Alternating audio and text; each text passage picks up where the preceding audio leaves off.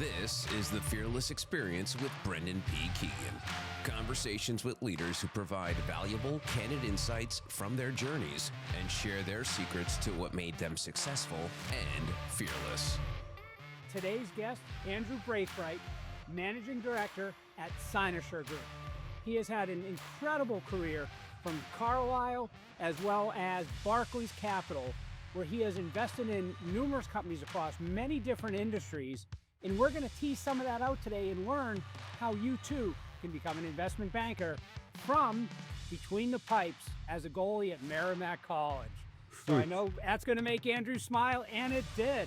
But going from NHL prospect to banker to private equity managing director, pretty impressive. Andrew, welcome to the Fearless Experience. Thank you, Brendan. Happy to be here. All right, you're looking sharp there today. So let's kind of start with what I just teased out there a little bit. So aspiring NHL goalie, right? By the way, Bruins fan, and we just gave Jeremy Swayman a huge contract, and he ranked 42nd goalie in the league this year. So if you still got any saves in you, we'd like you here in Boston. To investment banker. So I got to ask, what drove you to a career in finance? It's a good question, though. The finance world was always of interest for me. My parents actually both grew up in healthcare, so nothing to do with finance, but my father spent a lot of time investing on the side, and I got to see that. And it quickly dawned on me that this is a great way to compete. It's a great way to be analytical. It's very easy to see whether you're winning or losing. And I always sort of parallel path that with hockey. And so eventually ended up at school just outside of Boston, and they had a great business program. And so I was able to continue to parlay that, and eventually made the decision that, look, this is what I wanted to do long term. It was a lot of fun on the hockey side for a long time, but this was the next chapter for me. So it was an exciting move. Do you remember what your save percentage was in college by any chance? I don't, but probably not good enough to keep playing after college. So, all right. So let's go with like 925 then. Let's just throw that out there. That sounds pretty good. So let's go with that. Okay. So you came out of college, and correct me if I'm wrong, but did you go to Barclays? Or was that your first stop? It was. So just talk to me. How did you get to Barclays? What did you do at Barclays? And to some of our listeners out there that might want to do something in finance, or hey, I hooked you up with a college goalie recently to do some mentoring. Maybe he's listening, and how would you tell Jack how to get into Barclays Capital? Yeah, look, so I was at what they call a non-core school, and I did the only thing I knew what to do, which was talk to lots of people, network a ton. Every time you talk to somebody, ask them, are there 2 or 3 other people I should talk to? And I started that during sophomore year, actually, continued it through sophomore, junior, and even into senior year. And eventually, got some interviews, and then it was up to me to perform. And that's, I always ask folks, hey, can you help me at least get that interview? Can you get my resume in the right pile so it's at least looked at? And then it's up to you to perform. And I was fortunate enough to get my resume in a couple of good piles, and the interview process went well, and ended up at Barclays, which was a lot of fun for a lot of work, but a lot of fun for a couple of years. So. Yeah. So, you hit a few interesting things there. You said, non-core school. By the way, the new lingo for that is non-target school. Okay. That's good to know. Just my daughter's going into investment banking, and she went to school in Scotland. And I can tell you, any school in Scotland is a non-target school if you're trying to go to Wall Street. And you should have been in the room when I explained that to her. I grew up in Canada. I had no idea. I just, growing up in Canada, all the schools are pretty good schools if you get in. And so I assumed they all would be targets, and quickly learned that that's not the case. And then, worked hard to get your foot in the door. And once you do, it's really performance driven. At that, like, no one cares about what school you went to once you get your foot in the door. It's all about performance. So No, so it's like what I just want to hover here because I think there's a lesson, and I remember having a we're over in the UK, we're at the British Grand Prix, and my daughter and I are kind of mixing it up, right? And I'm like, "You're at a non-target school." She goes, "I didn't know it was a non-target school." I go, "It's Scotland. What do you mean you didn't know?" And I said, "Hey, here's the deal. Had you gone to an NYU or a Princeton or a school, that's a pipeline right through the front door, potentially of Wall Street. Now you have to perform, right?" I said, "But there's a side door, there's a window." She said there was a chimney, which I found interesting. And we just had the conversation of there's traditional ways to hit a goal, to get somewhere you want. And you might have made a decision in your life that you put you on a non-traditional path. And in your case, and in my daughter's case, it was a non-traditional path. And it's like, so then what do you do? Networking. And you just nailed it. It's like you just say, great, I'm going to get out there.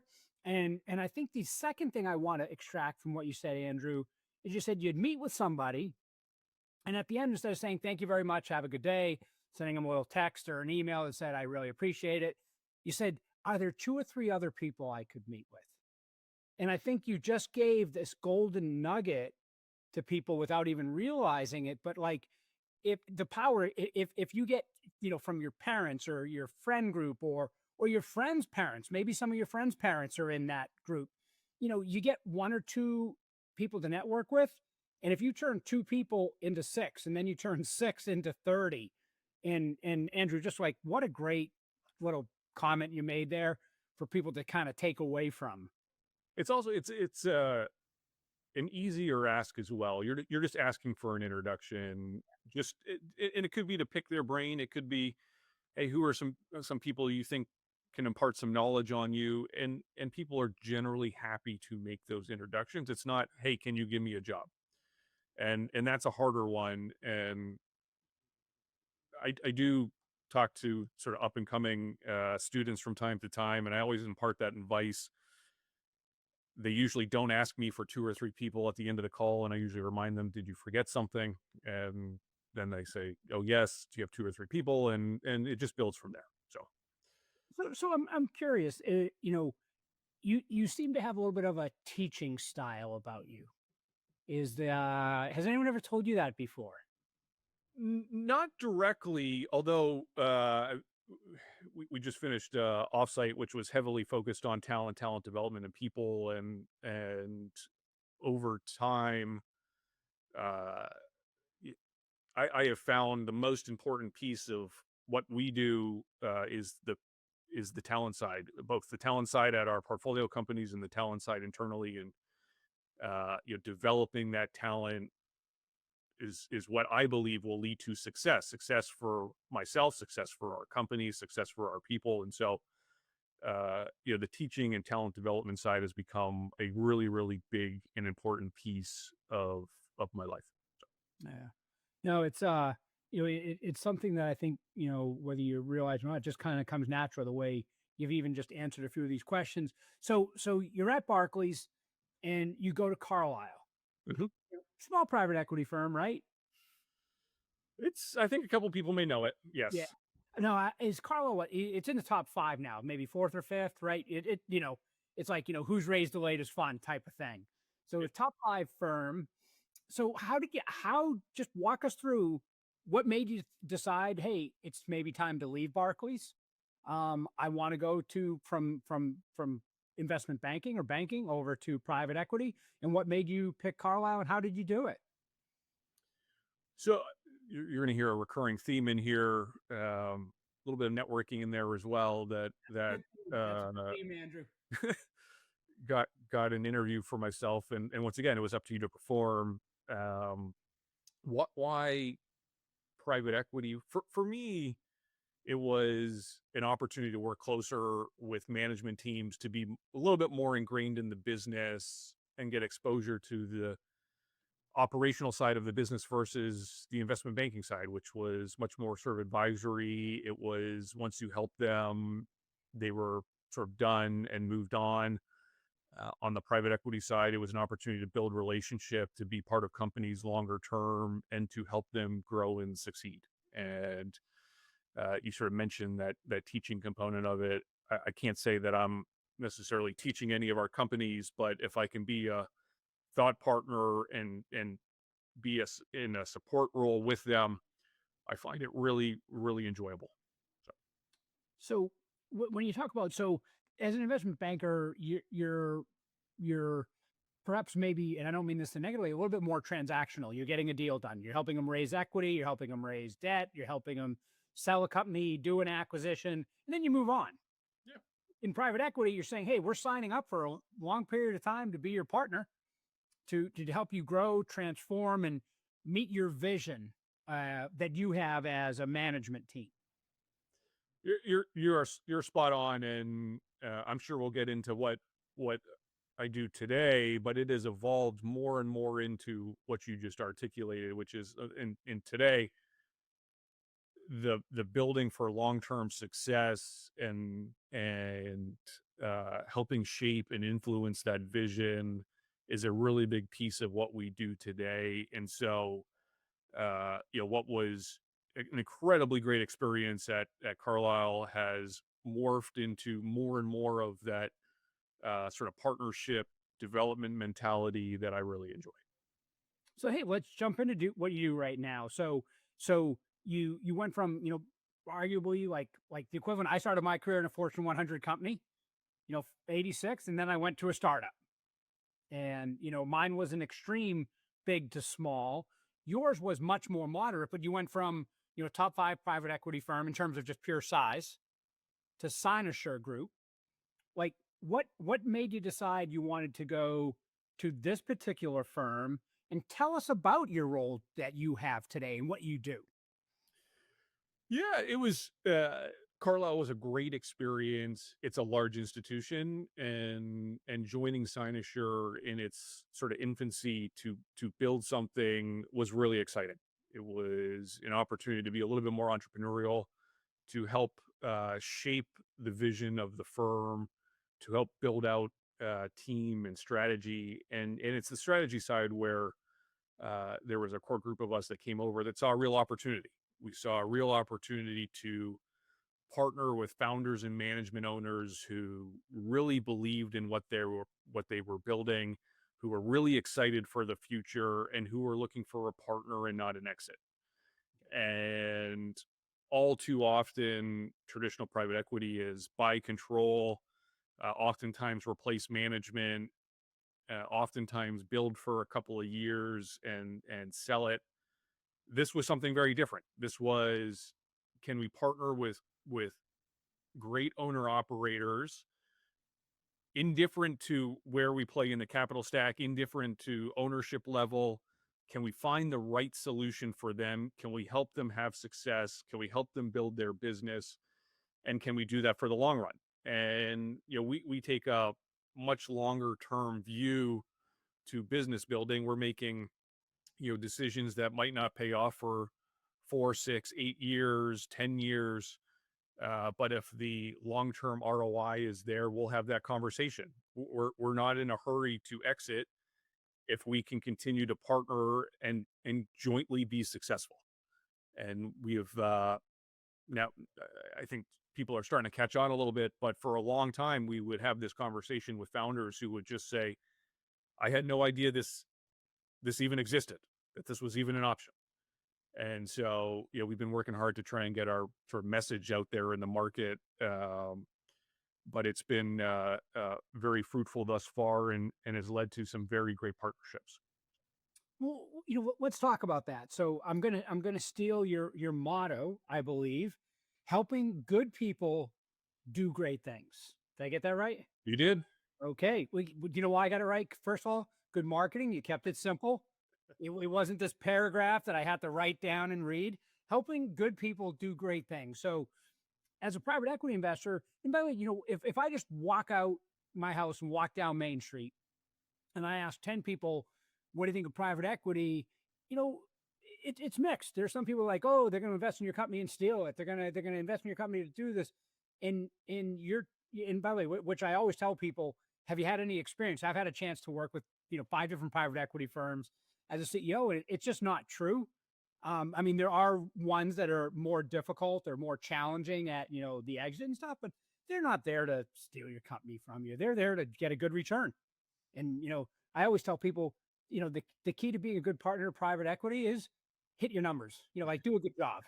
Like if you do a good job, but so, but what I want to dive into is, once we debunk that, private equity is very good for the economy and very good for people. And it's interesting how many people with one conversation feel that way, and anyone who's had experience. But now take me into Cynosure, like what are your core values at your firm that make you different? I'll touch on a couple of things. I think first, the type of people we are looking for, I think it's important to highlight. We are looking to partner with folks that yes, they've got a great vision, but they're team oriented, they are drivers, they are curious, and so it's a certain type of business owner that we're looking to partner with. And it's those folks that we believe we pair up with the best. Those are the same values, for what it's worth, that we aspire to be internally as people as well, right? Team oriented and drivers and curious. And when it comes to that partnership, there are a handful of things that we're focused on. We're focused on alignment, right? That just makes things easier. We're all rowing in the same direction. Transparency, integrity, and being available, reliable, and supportive. And once again, it's not our business at the end of the day, even, and that's our belief, even if we own control. It's not our business. It's the founder's business. It's the management team's business. And we want to be a partner to them and help them achieve success. And if we get alignment right and they achieve success, we will achieve success. And, the same thing goes for our investor base, right? Where a lot of them are they don't need the money. They're doing it for multi-generational reasons, or they may be foundations who are giving away for decades to come, right? They're in this for the long run as well. And so pairing up the sort of long-term mentality investor base with the long-term business building approach, that alignment is really powerful. So a number of things you said there: alignment, transparency, integrity. I wrote these down. Available, reliable. Talk to me about alignment. What have you ever got alignment wrong, and what do you do if you do become unaligned for whatever reason? It could have been COVID unaligned you. It could be a leadership team member. It could be the economy. Who knows? But I mean, unalignment happens. So like, what do you do? Yeah, so maybe to start, we've got flexibility in how we structure deals, so they're not all just straight common equity. And when you move away from common equity, you do end up with some structural misalignments. And so the starting place is, back to transparency, is having that conversation, making sure all the parties understand where there can be misalignments in the future, to the extent we all know them. Now, we may end up with misalignments that were unknown in the future, and that's where, if you do everything else we sort of talked about and you are a good partner, you can work through it. And look, it won't be necessarily perfect every single time, but if you partner with the right sorts of people and you treat that relationship in a certain manner, you can work through that together.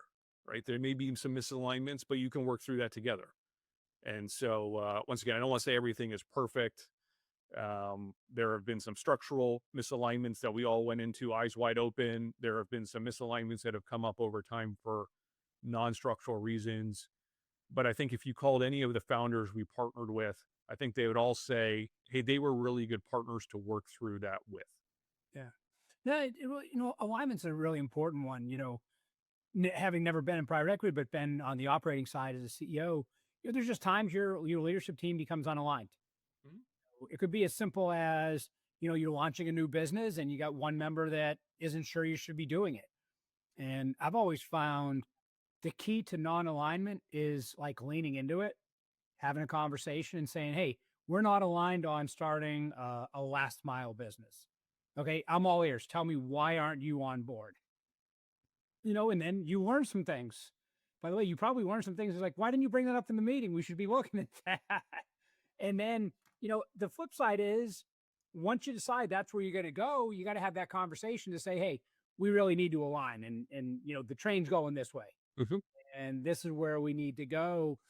And I've found even when people haven't loved that conversation, like they get on board because they had their opportunity to say, hey, I'm not on board. I'm not aligned.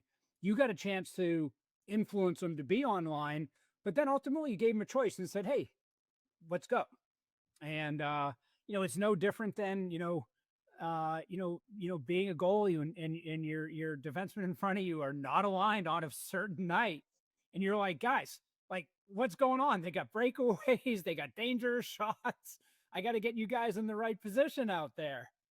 Yeah, look, you're a team at the end of the day, and you said it really well, which is you're not always going to agree, Yeah. but you're going to talk it through, and you're going to align, and you're going to push forward, and that's all you can do. And I think it's that notion of partnership and what I'll call healthy tension that I think leads to better outcomes at the end of the day, more thoughtful conversations, and so once again, may not be 100% aligned on every single decision, but I think people rarely are. And so talking through it and being a partner in it, I think leads to better outcomes. Yeah, and I think you just said something. You're almost never going to be 100% aligned. Like that's Yeah. just it's a little unnatural. So okay, so let's come back and let's talk about you and your career. Let's go back a little bit. We talked a little bit about private equity. We talked about where you've been. So you kind of started climbing the mountain in investment banking. Grabbed your backpack, jumped over to the private equity mountain. You climbed to the top of that. Can you talk to me about some challenges that you've faced that other people will face if they're trying to get to become managing director someday? This will be an overgeneralization, but you're going to face challenges every day in what we do. You're going to face challenges with people. You're going to face challenges with investments. You're going to face that could be challenges post closing a deal with the management team. It could be challenges in getting a deal done. There's just hopefully this doesn't come across as overly negative or draconian, but there's challenges every single day, and it's what you do with those that are going to decide whether you continue to climb or not. It's you gotta persevere and pick yourself up. And fortunately or unfortunately, I don't know a better answer than that other than keep going. So Do you have any tips? Like, so you've had to pick yourself up because you're in a world where, no one's talking by your office and picking you up. You're like, how do you pick yourself up? So you just had a deal fall apart. You worked on a deal for 6 months. It falls apart and you're sitting in your office and it's 9 at night. It's 10 at night. It's 9 in the morning. Like, what do you, Andrew, do? What tips can you give us that, like, how do you pick yourself up when the challenges hit and pieces fall apart? for me, sleeping on it's really helpful. It's usually not as bad the next morning. So sleep on it before you react to anything is one. Yeah, hopefully for the people listening, they've got a person or two in their life that they can talk through it with. I think oftentimes talking through it is incredibly helpful. I'm sure people have reciprocated that with you, where you're coaching somebody or telling them it's not so bad, or talking through it with them, and they quickly realize, hey, it's not so bad. So that'd be the second. And the third is, I just don't know a different option other than to pick yourself up and keep going. Like, the alternative is throwing in the towel or dwelling on it, and it's just not helpful. And so while it may be frustrating and you may get discouraged, the only option that I really understand or know is to pick up and keep going. So So there's a relentlessness inside you that just says, okay, we got to figure it out. Like, we either the deal is dead or we're going to resurrect it. And, I've gone through 6 exits. And one thing I tell my leadership teams, I give them 10 rules of exits before we exit. And one rule is every deal dies once. Mhm. just, and the team goes, they go, what do you mean by that? I go, the other side's going to walk away over some deal point. At some point, it's going to be dead. And true story, April 6th is a celebration every year that I have of my career's biggest epic failure, where at 3 p.m, we were signing to sell one of my companies. The next morning at 8 a.m, I went and watched my son's lacrosse game. I always leave my phone in the car at his game, so I don't watch it. I come back and I get a voicemail that says the deal's off. And I was like, wait, like what happened? And it was out. We just had one last investment committee and boom. And it's interesting you said sleep on it, because I had to reach out to, our board, our leadership team. And I still remember it was a Wednesday afternoon because his games were Wednesday. And I said, okay, we're going to meet Friday morning at 8 on it. But we all just need to take time, because it was a big deal, but it was interesting. You said sleep on it. And I just nodded because I was like, yeah, you just got to take a deep breath, because it's too easy to like stare at it. And I think if you stare at it immediately, you'd make it bigger, or at least I make it bigger. My mind starts racing and I'm going in all different places. And next thing I know, it's like, I just need to just stop and just take a deep breath. As you said, sleep on it. And I look back at that and that epic failure. And I was so glad for taking that like 24 hours, 36 hours, because it made Friday morning such a sane meeting. I think if I had said, hey, let's all get on the phone tonight at 7. It would have been chaos. It would have been. But you know what it would have been is why this, why that, this, that. It would have been emotional. And I don't think it would have been helpful. So some good advice, sleep on it, talk to someone, and then just look at it as there is no other option. We're figuring this out. Look, on the sleep on it, I don't always take my own advice, but I do try and remind myself from time to time. So. Well, I like that. It's true. Sometimes we're good at giving advice. Sometimes you might sleep on it, but you might sleep like less tidy. It might be you might take the night and not sleep, but yes. Yeah. So if we look at your career, so we just kind of talked about challenges. Flip me over to, at the beginning of this conversation, you said you in your profession, you win and you lose, and you get to see that. So we just talked about some challenges. Talk to me about some of your wins. What do you consider, and don't be humble here, we're trying to like help people understand what it's like to be an MD. Like, what are some of your biggest achievements you've had in your career? Look, there's a few things that I'm really proud of. One, our investment performance to date has been really strong. We've generated returns that I think have been really compelling for our investors, and given the alignment, it's been really compelling for the management teams we have partnered with. So I'd say just sort of overarching performance has been one of those highlights. I think more importantly, being part of the management team's success, helping them grow their business, seeing them succeed is really, really rewarding. And so we've had a number of businesses that have been incredibly successful. We've got a number of businesses now that are incredibly successful. And so just being part of that and helping them grow, develop, build their business is incredibly rewarding.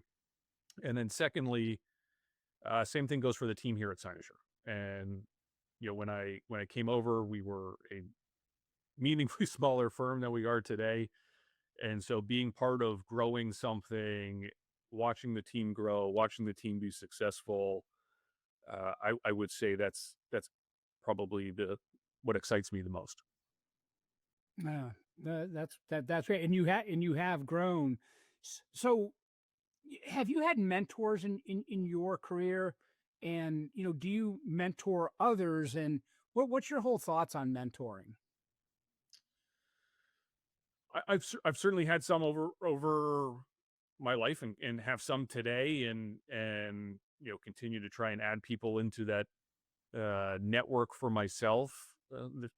Lots of people out there with tremendous experience, tremendous insight, tremendous wisdom, and so surrounding yourself with them, I think, is incredibly valuable. And I've always been happy to do it for others, and I just think it's something that is really good for society, and growth as a society. So So if we're talking to a group of if you had a group of 30 young investment bankers, finance types, maybe even in private equity, on sales and trading desks, and you had 30, 40 of them in the room right now, and they asked you, Andrew, what advice would you give us? We're 23, we're 24, we're 25, we're 1, 2, 3 years into our career. What advice would you sit in front of that group and give them? We had a group of people here a couple months ago, so relevant Perfect, question. perfect. Um, there's a few things I would say, and it obviously depends on the group, but maybe the highest arching piece is, make sure you're doing what you like to be doing. Um, Investment banking and private equity is not for everybody. I think a lot of people go into it just because they think they need to go into it, and so if you don't enjoy it, don't do it. Second thing I'd say is, uh, when you're starting your career, you've got the least amount of responsibility. Work really hard, like just and investment bank is probably a good area to because they'll work you 100 plus hours a week for as long as you'll keep doing it. And so get as many hours as you can in, learn as much as you can. You'll take huge strides forward with your career. And then the other arching piece that we've talked about is, you know get out there, network, talk to people, and go after what you want to go after. It's not no one's going to give it to you. So Oh, it's interesting. So your second point there, work really hard, and you hit on a topic there.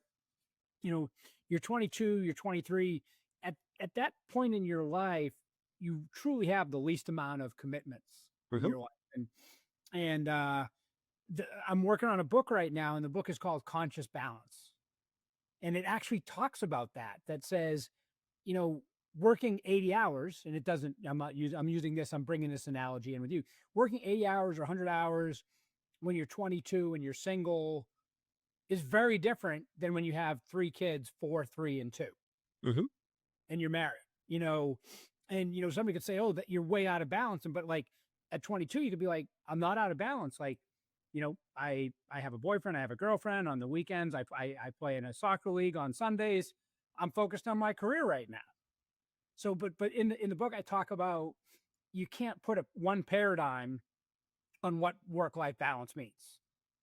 Is because work life balance means something different at 22, at 32, 42, 52. And just age. You get married, you have kids, and you want to go to their hockey games. Well, that says, well, you're probably going to have a hard time working 100 hours a week and run all over Western Canada watching your kid play hockey. Um, so it's interesting you say that, because it's something that when I talk to young people, I talk about. I said, you're at the opportunity where you can literally work the hardest in your career, and no one's going to suffer. I mean, your roommate's not going to be like, "Where were you last night? I was waiting for you." Um, and it's also the time where your learning curve can absolutely be the steepest. Where, and it's a rep thing. If you work 40 hours, you're going to learn 40 things. If you work 60 hours, you're going to learn 60 things. And by the way, if anyone's out there saying, "Hey, these guys are trying to work us," no, it's like, you're young, and if this is the field you want to go into, that's what it's going to take. Um, okay, so you got your backpack, you got your private equity backpack on. You're at the top of the mountain out in Salt Lake City in New York. So you're up on those mountain peaks, and you're looking out. You're at the top. What keeps your juices going? What keeps you fired up to find the next deal, help the next management team, raise the next round of capital? What where do you get your juice? There's a sort of common theme throughout, but I really enjoy what we're building here, and we're growing quickly as a firm, and that excites me. And our team keeps growing, our team keeps having more and more success, keeps developing, and I find that incredibly energizing as well. And so, um, it's the business building side of what we're doing that I really enjoy. It's the business building side of our portfolio companies. It's our team. All those things excite me. And that's why I keep working the way I'm working. So, All right. So Andrew, helping good people do great things, pretty cool motto. If we have some entrepreneurs out there and some founders and they want to, they kind of like some of the helping good people do great things story. They like hearing the alignment and the transparency and the integrity. How do they find more out about the Cynosure Group? they can go online. We've got a website. We've got all our email addresses on it as well. It gives more color. Cynosure is a much broader organization than the only partnering with founders standpoint. There are a couple of other business lines on the wealth management side, and there's a side that advises foundations on their portfolios, and there's a hedge fund. But the area where I spend nearly all of my time is the partnering with founder side, and there's a portion of the website dedicated to that. It provides a little bit more color on our strategy and approach. It provides insights into all of the management teams we have partnered with in the past, and you can contact us. As I said, our email address is up there as well, and we'd love to hear from founders, even if it's just to have a conversation. So, Yeah, hey, everything starts with the conversation. that's right. And That's right. and I have to thank you, Andrew, for today's conversation on the Fearless Experience. I really appreciate you being on. Hey, to our audience, this is Andrew Braithwaite. He's managing director at Cynosure Group. Spent time at Barclays. Spent time at Carlyle Group. Shared wisdom with us on how to climb those mountains. One of the takeaways that I kept hearing throughout was network, lead with a core set of values, be approachable, and be aligned. So, Andrew, thanks for being with us today. We really appreciate it. Thank you so much. It was a pleasure. Take care. This has been the Fearless Experience with Brendan P. Keegan. If you want to learn to live and lead fearlessly, go to brendanpkeegan.com.